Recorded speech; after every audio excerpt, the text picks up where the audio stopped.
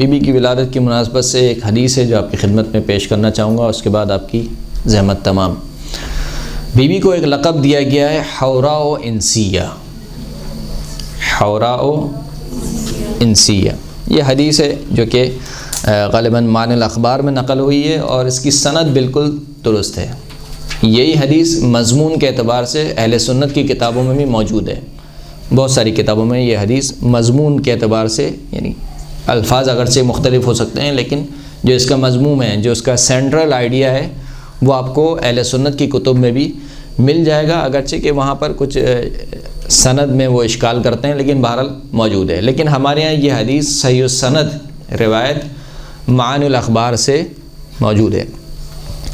سرکار ارشاد فرماتے ہیں کہ خلق نور فاطمہ علیہ السلام قبل ان تخلق الارض والسماء، فاطمہ کا نور آسمان اور زمین کے خلق ہونے سے پہلے خلق ہوا۔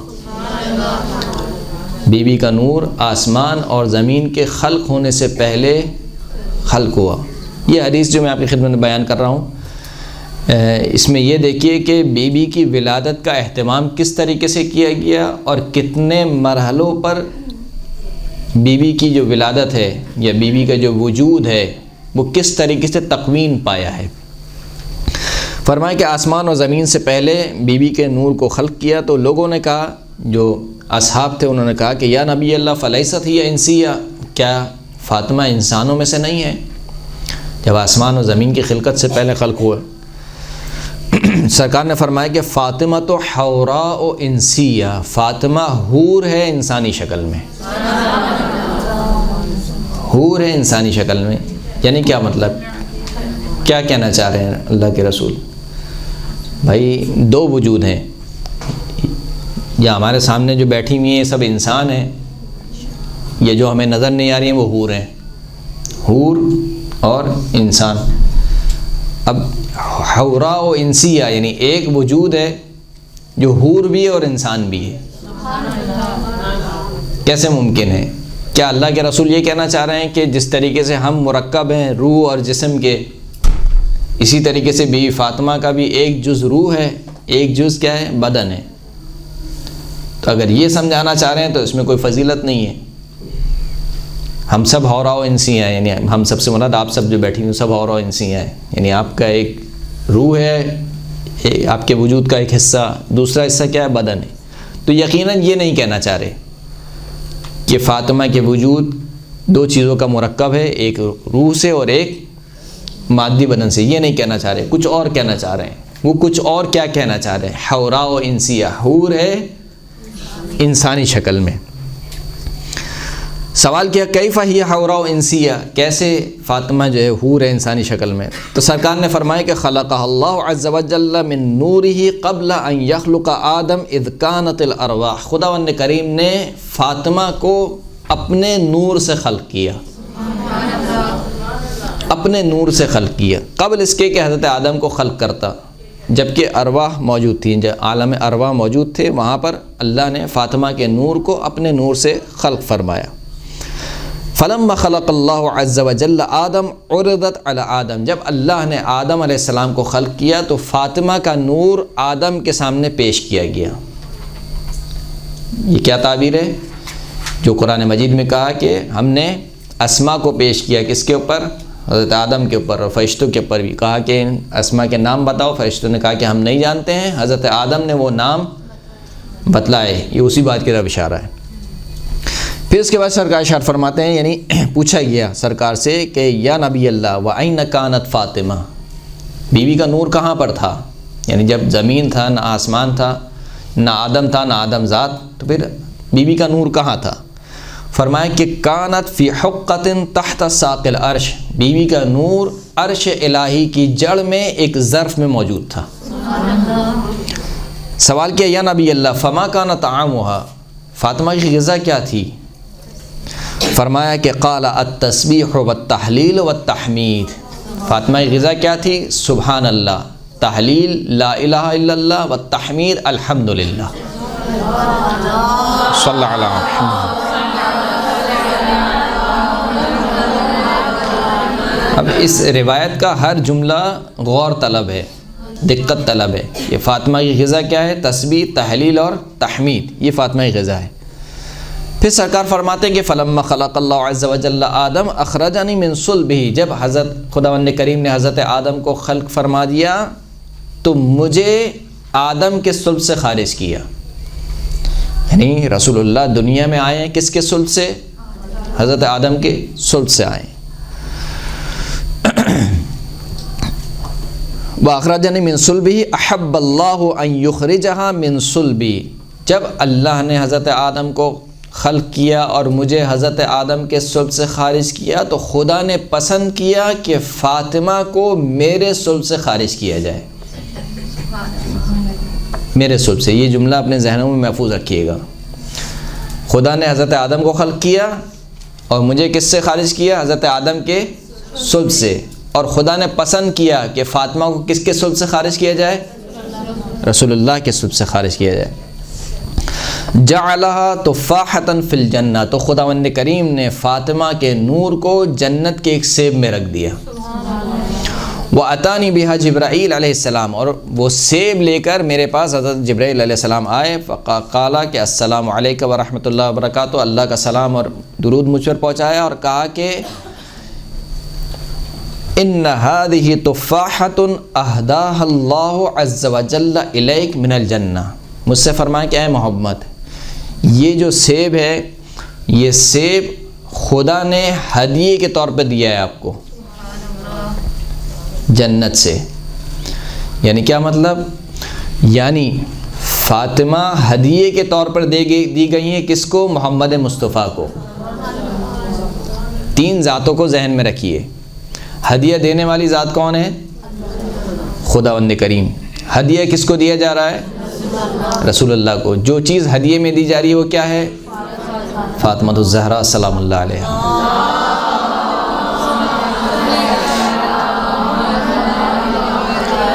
آپ اور ہم جب کسی کو ہدیہ دیتے ہیں تو 2 باتوں کا خیال رکھتے ہیں.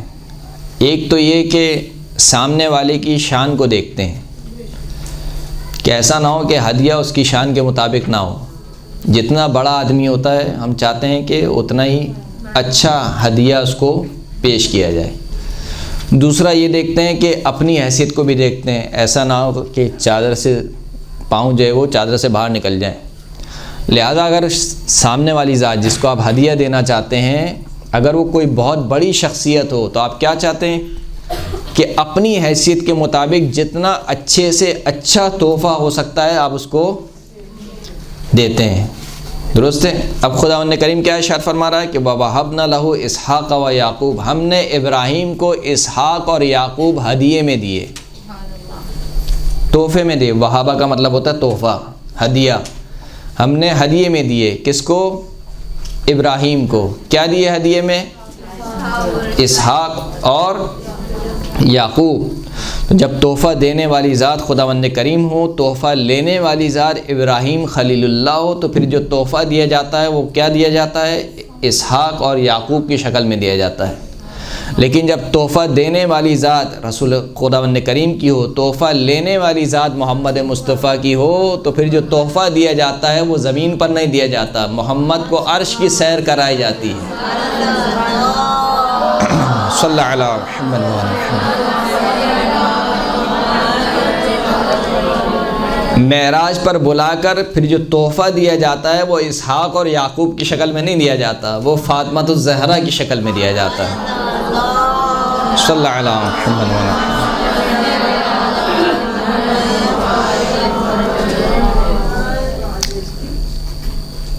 تو یہ تحفہ ہے جو بیوی کو دیا گیا. دیکھیں یہ جو بیان ہو رہا ہے اس میں کوئی نعوذ باللہ کوئی مبالغہ آرائی نہیں ہے، کوئی خطابت نہیں ہے اس میں.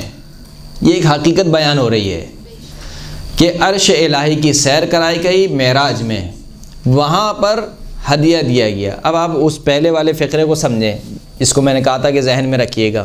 وہ پہلا والا فقرہ کیا تھا کہ خدا نے حضرت آدم کو خلق کیا اور مجھے آدم کے صلب سے خارج کیا اور چاہا کہ فاطمہ کو میرے صلب سے خارج کیا جائے. آپ اور ہم جو اس دنیا میں آئے ہیں صلبوں سے ہوتے ہوئے آ رہے ہیں.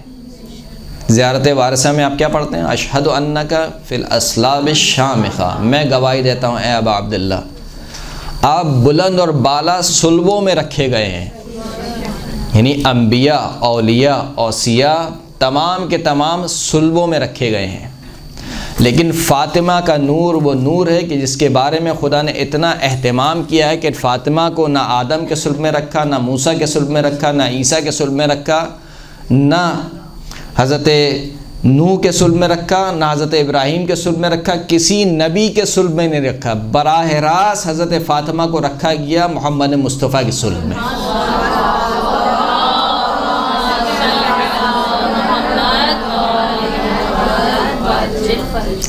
اہتمام کیا جا رہا ہے، کس کا اہتمام کیا جا رہا ہے؟ سیدہ کے دنیا میں آنے کا اہتمام کیا جا رہا ہے۔ اپنے نور سے خلق کیا خداوند کریم نے۔ اب آپ اس جملے کو سمجھیے کہ جو ہم نے کہا تھا حورا و انسیہ، کیوں حور ہے انسانی شکل میں؟ اپنے نور سے خلق کیا، غذا کے طور پر تسبیح، تحلیل اور تحمید کھلائی، اور پھر اس نور کو کسی نبی کے صلب میں بھی نہیں رکھا، براہ راست محمد مصطفیٰ کے صلب میں اس کو رکھا گیا۔ اور پھر جبریل امین آ کر یہ کہتے ہیں کہ یہ ہدیہ ہے خداوند کریم کا آپ کی جانب۔ سرکار فرماتے ہیں کہ فَأَخَذْتُهَا وَضَمَمْتُهَا إِلَى صَدْرِي، میں نے جبرائیل سے وہ سیب لے لیا اور اس کو اپنے سینے سے لگایا، اور پھر جناب جبرائیل نے کہا کہ اے رسول خدا اس سیب کو تناول فرمائیے، تو رسول خدا نے کہا کہ فَفَلَقْتُهَا، میں نے اس سیب کو توڑا تو میں نے ایک نور ساطع دیکھا، فَفَزِعْتُ مِنْ، تو میں گھبرا گیا، تو جبرائیل نے کہا کہ آپ گھبرائیے نہیں، آپ اس سیب کو تناول فرمائیے کہ یہ جو نور ہے، یہ نور فَإِنَّ ذَلِكَ النُّورَ الْمَنْصُورَةُ فِي السَّمَاءِ وَفِي الْأَرْضِ فاطمہ، کہ یہ نور، اس نور کو آسمان میں منصورہ کہا جاتا ہے، زمین میں فاطمۃ الزہرا کہا جاتا ہے۔ صلی اللہ علیہ وسلم۔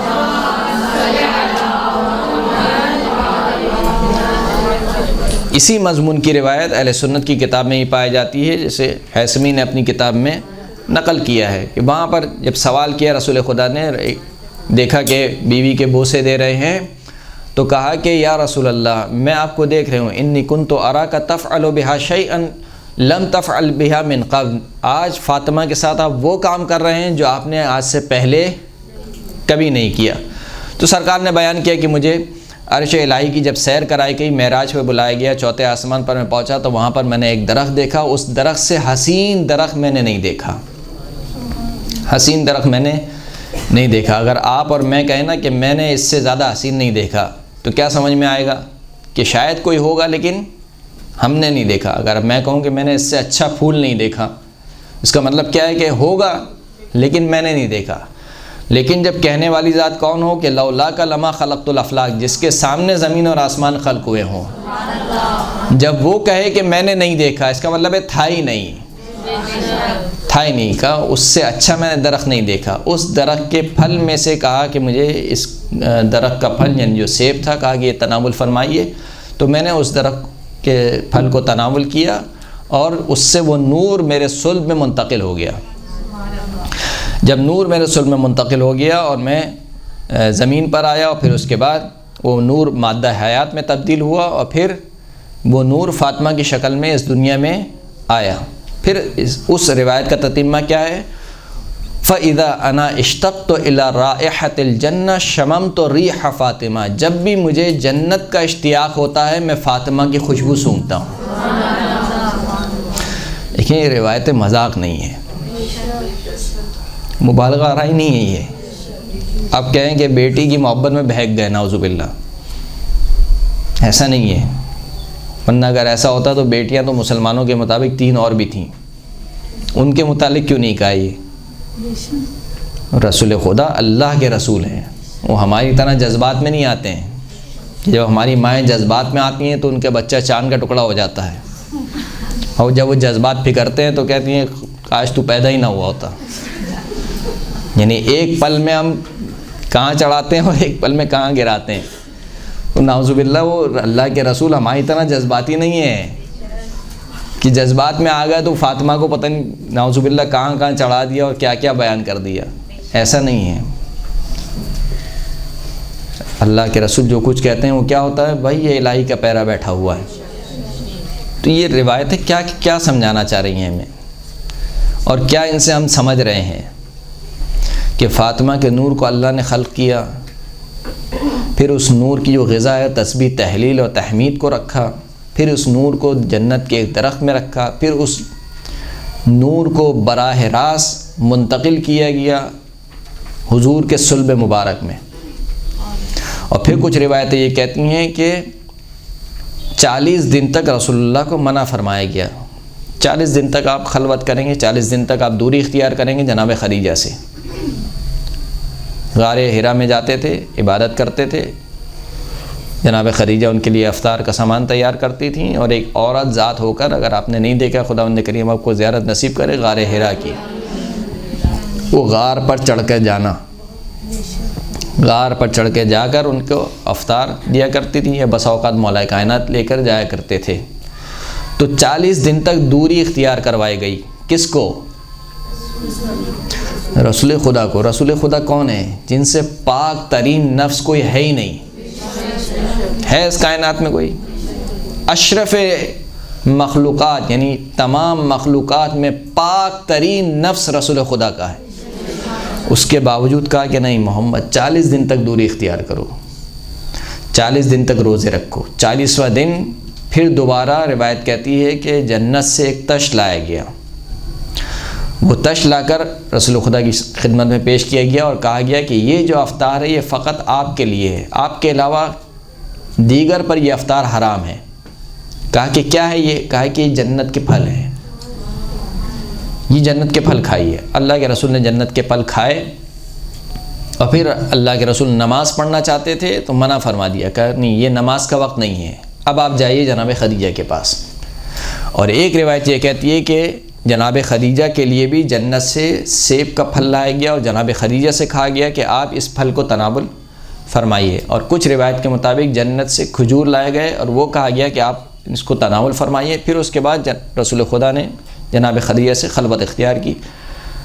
اب آپ یہ دیکھیے کہ آپ کا اور جو ہمارا جو وجود ہے، جو مادہ حیات بنتا ہے وہ کس سے بنتا ہے؟ جو غذا ہم کھاتے ہیں، جو ہم غذا کھاتے ہیں وہ مادہ حیات بنتا ہے، اس سے ہماری نسل چلتی ہے، درست ہے؟ فاطمہ کا جو مادی وجود ہے اس کے لیے بھی خدا نے یہ گوارا نہیں کیا کہ اس دنیا کی غذا سے بنے، آسمان سے جنت سے پھل منگوائے گئے، وہ جنت کے پھل کھلائے گئے، اس پھل سے کہا کہ فاطمہ کا وجود بنے گا، اور پھر وہ وجود دنیا میں آئے گا۔ یعنی فاطمہ کی جو روح ہے، جو ہماری روح اور ہمارا بدن ہے نا، اس میں تناسب ہے۔ یعنی ایسا نہیں ہو سکتا کہ نعوذ باللہ بدن جانور کا ہو اس میں انسان کی روح آ جائے، یہ نہیں ہو سکتا۔ روح اور بدن میں سنخیت چاہیے ہوتی ہے۔ اگر کوئی پرندے کا بدن ہے تو اس میں پرندے کی روح آئے گی، اس میں کسی چوپائے کی روح نہیں آ سکتی۔ اگر کسی انسان کا بدن ہے تو اس میں انسان کی روح آئے گی، اس میں کسی جانور کی روح نہیں آ سکتی۔ اب آپ سوچئے کہ فاطمہ کی روح کس قدر بلند ہوگی کہ اس کے لیے جس بدن کو انتخاب کیا گیا اس کے لیے بھی جنت کے پھل منگوائے گئے، کہ فاطمہ کا بدن بھی اگر بنے گا تو اس میں جو روح آئے گی وہ بدن بھی کہاں کا ہوگا؟ وہ جنت کا ہوگا۔ بس اب آپ سمجھے کہ کیوں کہا گیا کہ فاطمہ تو حوراء و انسیہ، کہ فاطمہ کے وجود میں در حقیقت کیا ہے؟ تکوین میں کیا شامل ہے؟ مادی غذا شامل نہیں ہے، بلکہ وہ معنوی غذا شامل ہے۔ اور شاید یہی وجہ ہو کہ جو واقعہ نقل کیا جاتا ہے کہ جب بی بی گئیں سرکار کی خدمت میں اور کہا کہ مجھے غلام یا کنیز چاہیے، تو سرکار نے تسبیح تعلیم فرمائی۔ شاید وجہ یہی رہی ہو کہ اے فاطمہ تیری غذا تو اول وقت سے ہی تسبیح ہے، لہٰذا جو غذا وہاں کھایا کرتی تھی وہی غذا تو یہاں کھائے گی۔ صلوات پڑھے محمد و آل محمد۔